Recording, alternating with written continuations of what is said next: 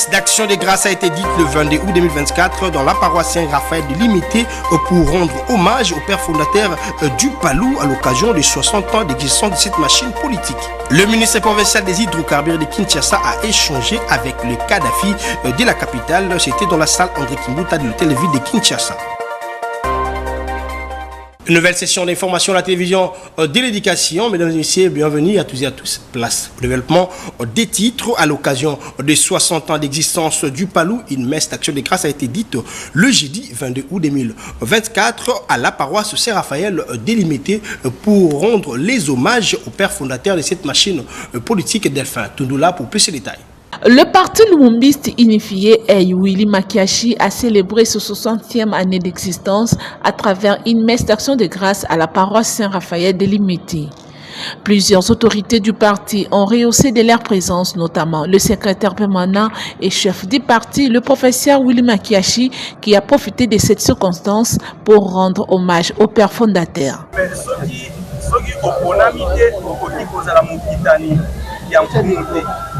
soki oza mokitani ya nkumu te nyonso kosala ekosimba mais soki oza mokitani kozala moponami baponaka ye te soki moke nkumu aza te baponaka ye ntango nkumu azali comme Jésus avait dit à Pierre, tu es Pierre et sur cette pierre je bâtirai mon église. Et donc ezali ya kowela te ezali ya kopundela te ata bokonzi bapundelaka yango mais ezali mpe ya kolia komela te mais ezali ya mosala mpona kotombola mboka biso. Patriotisme ekokufaka te, nationalisme ekokufaka te, yango nde totelemelaka kotalaka Palou na kotanga bato moko mibale misatu te, na kotanga nombre ya badepute te, na kotanga na motango ya boye na boye te. Tala na molimo na yango, esika yango ewuti en tant que patrimoine oyo Nzambe atia na mboka na ba nyonso bankumu totangi balumumba, bamulele, basendwe, bakisukiro, bakashamura, bakimbangu. Pour ces 60 ans d'existence du Palou, c'est la méritocratie. Il y a à retenir que le Palou aujourd'hui est une grande formation politique, est une grande école politique et nous avons hérité de Kizenga la tranquillité, la bienveillance, nous avons hérité de Kizenga la paix, nous avons hérité de Kizenga le bien-être. Donc c'est ce qui est notre cheval de bataille. C'est le 22 août que le Palou a vu le jour. Prétendu conflit entre le ministre d'État, ministre de la Justice et garde-sceau, Maître Constant Moutamba, et le magistrat, le président du Conseil supérieur de la magistrature, Dieudonné Kamouleta, calme et fixe les esprits dans une rencontre avec la délégation des syndicats des magistrats. Suivez cet élément pour avoir plus de détails. En tant que magistrat,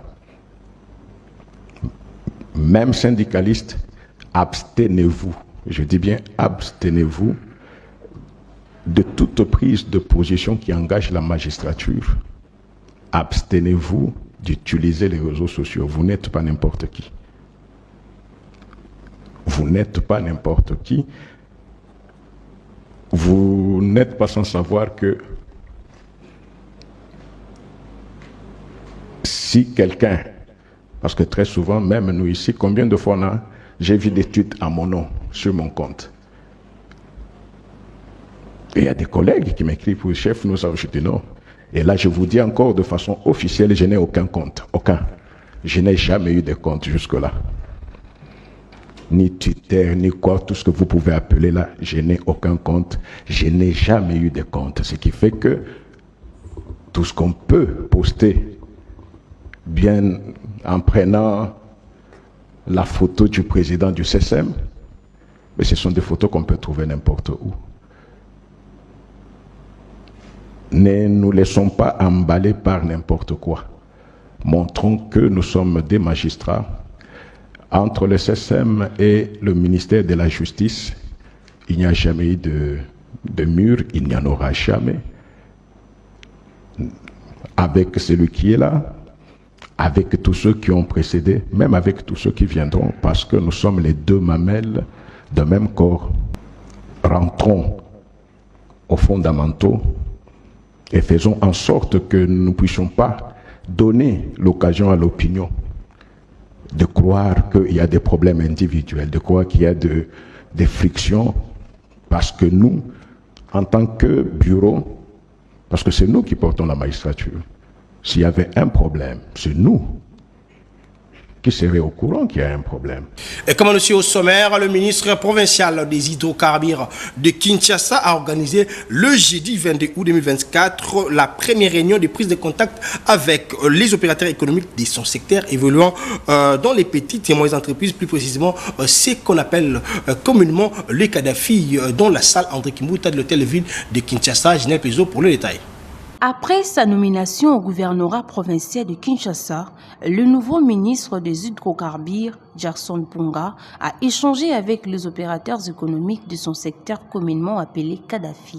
Jackson Mpunga tient à l'amélioration des conditions de travail des vendeurs informels de produits pétroliers, question de permettre à l'État congolais de mieux canaliser les recettes financières. Tel a été l'objectif de la réunion de prise de contact. Nous avons convié les Kadhafi, comme on les appelle, ainsi que les dépositaires, afin d'échanger avec eux, de les écouter surtout, et aussi ensemble réfléchir à des solutions, parce que l'objectif à la fin, c'est d'assainir leur milieu de travail, leur milieu d'affaires, et aussi les conscientiser à payer les différentes taxes qui reviennent à l'État et naturellement la taxe qui revient à la ville de Kinshasa, la taxe sur le petit commerce frontalier. Au sortir de cette rencontre, le président national de la Fédération des pétroliers Kadhafi du Congo, Joe Issoulou, promettant de s'acquitter de leurs devoirs civiques et a étalé les différentes difficultés qu'ils rencontrent dans leur travail. On a parlé avec lui, il était très content de nous écouter. Nous lui avons parlé des tracasseries que nous avons sur la ville de Kinshasa.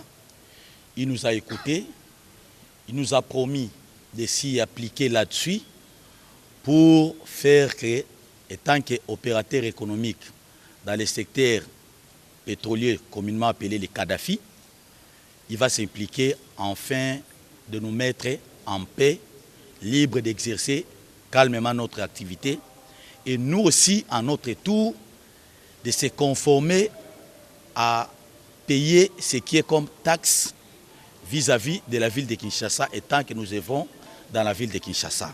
Le ministre des hydrocarbures, ville de Kinshasa, Jackson Mpunga, a promis de trouver des solutions idoines dans les prochains jours. Tout à fait autre chose, le ministre d'État, ministre des Affaires foncières, Akasia Abanumbola Mbongo et Oumar Sila, directeur Afrique de l'ONU Habitat, se sont entretenus sur le programme foncier. Clarisse Chibanda pour le détail. Le directeur Afrique de l'ONU Habitat, M. Oumar Sila, a été reçu ce mardi 20 août 2024 par la ministre d'État, ministre des Affaires foncières, Mme Akasia Bandoubola Mbongo, dans son cabinet de travail. Les deux personnalités ont échangé sur le partenariat entre l'ONU Habitat et le gouvernement de la République démocratique du Congo dans le domaine foncier. Selon M. Oumar Sila, c'est depuis 2009 que l'ONU Habitat accompagne le gouvernement de la République démocratique du Congo dans les dossiers fonciers dans une logique de développement. Je tiens à vous remercier, Madame la Ministre, pour nous avoir donné l'opportunité de se rencontrer aujourd'hui pour passer en revue le partenariat entre ONU Habitat et le gouvernement du Congo en ce qui concerne le programme foncier. Comme vous le savez, ONU Habitat, depuis 2009, accompagne le gouvernement de la RDC pour trouver des solutions à la problématique foncière dans une logique de cohésion sociale, dans une logique de développement d'investissement et plus important aussi avec les changements climatiques pour voir le régime foncier dans le sens de la protection des droits des communautés. Signalons que M. Oumar Sila était accompagné du chef du bureau pays RDC, M. Claude Albert Mecheye Ngomsi. L'ONU Habitat, le programme des Nations Unies pour les établissements humains. Sa mission est de promouvoir le développement durable des établissements humains sur le plan social et environnemental, ainsi que l'accès à un logement décent pour tous. Changeons de chapitre. Après la deuxième édition du forum sur les infrastructures tenu au mois de juin dernier, la structure Think Tank RDC Stratégie a déposé son rapport au ministre d'État aux ITP, Alexis Guizaro, dans son cabinet de travail. Pour plus de détails, suivez cet élément. La République démocratique du Congo est dans une bataille de la modernisation de ses infrastructures. Ainsi, il lui faut des combattants. Think Tank RDC Stratégie, qui est consciente de cette lutte, a trouvé en Alexis Guissaro Mouvouni ses caractéristiques de guerrier dans ce secteur des infrastructures. Ainsi, le ministre d'État, ministre des ITP, a reçu le prix dénommé Soldat des infrastructures. Cette structure reconnaît aux patrons des ITP le dévouement et l'engagement à développer la RDC par les infrastructures. Voilà pourquoi nous décernons notre prix Soldat des infrastructures. Merci beaucoup. Au cours de cette audience que le ministre d'État Alexis Guissaro Mouvouni a accordé au président de Think Tank RDC Stratégie, il était aussi question de remettre officiellement la voie à suivre ce rapport de 50 recommandations issues du deuxième forum sur les infrastructures organisé en juin dernier à Kinshasa dans le but d'accélérer le rythme de la mise en œuvre et de la réalisation des projets d'infrastructures en RDC. Nous avons réservé la primaire à son excellence qui nous accompagne déjà depuis la première édition. Ces 50 recommandations, comme nous les dénommons, la voie à suivre, et c'est une voie qui, si elle est suivie, la RDC va se distinguer.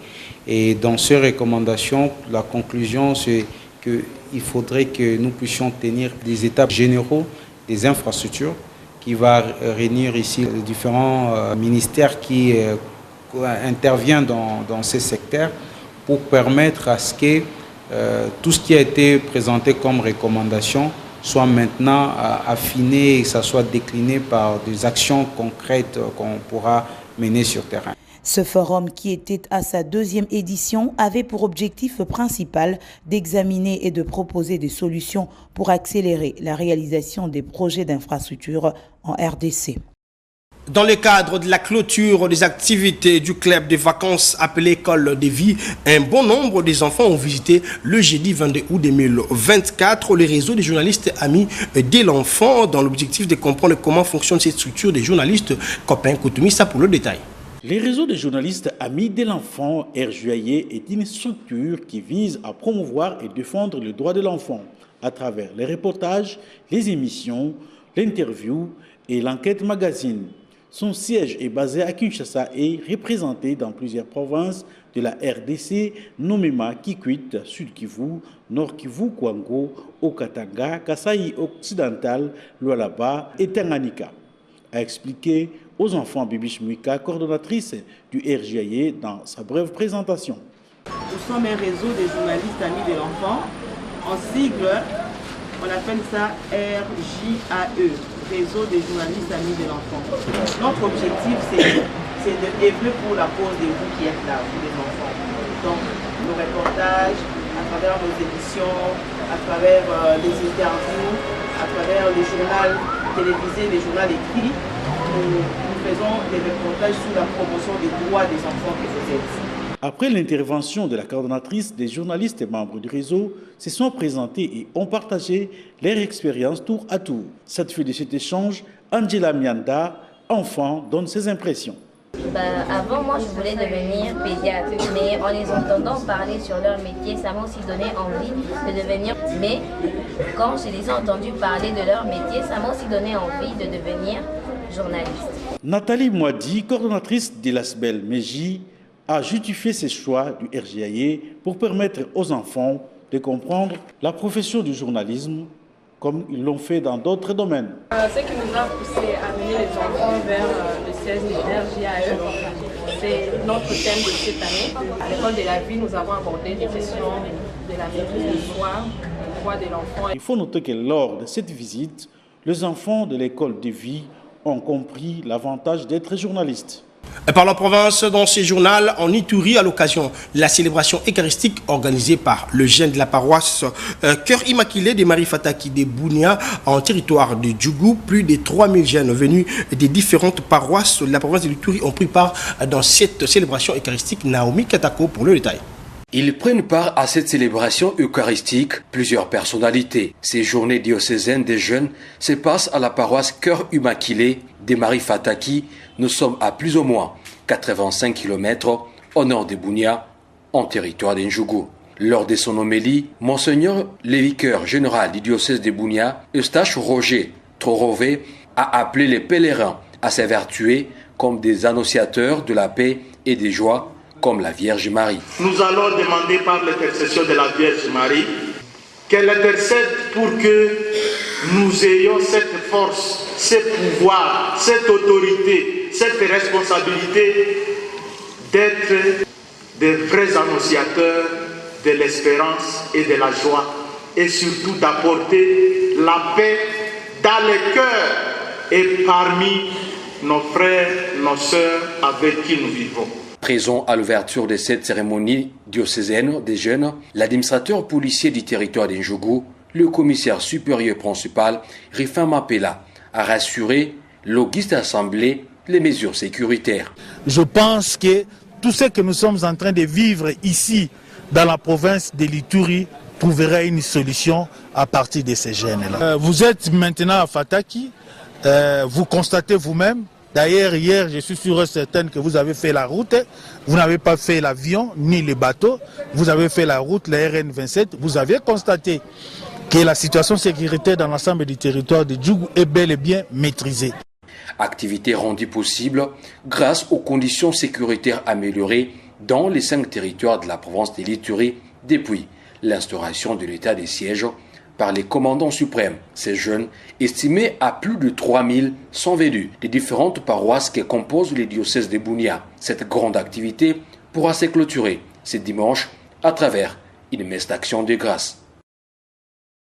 D'une province à une autre, très attentive à l'alerte lancée par le gouverneur Crispin Mukendi de la province du Kasaï sur la route nationale numéro 1 menacée et découpée en deux par une tête d'érosion à Bondo. La direction générale du Fonds national d'entretien des routes a dépêché une délégation à Chikapa pour des travaux en urgence. Suivez cet élément.